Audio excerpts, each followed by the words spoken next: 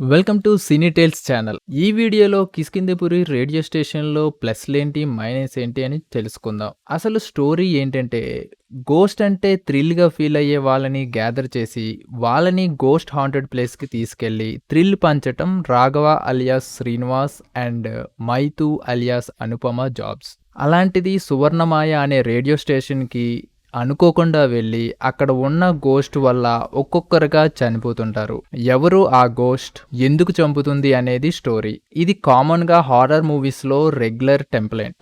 Radio station ఏంటి, ghost అక్కడికి ఎలా వచ్చింది అనేది బ్యాక్ స్టోరీ. ఆది చేత భయానికి లాజిక్ ఉండదు, రివ్యూస్కి ఎమోషన్ ఉండదనే డైలాగ్ చెప్పించారు. సినిమా కూడా అలానే ఉంటుంది. 2-3 జంప్స్ కేస్ అయితే మిమ్మల్ని భయపడతాయి. ట్విస్ట్లున్నాయి. వన్ ట్విస్ట్ అయితే మిమ్మల్ని థ్రిల్ చేస్తుంది.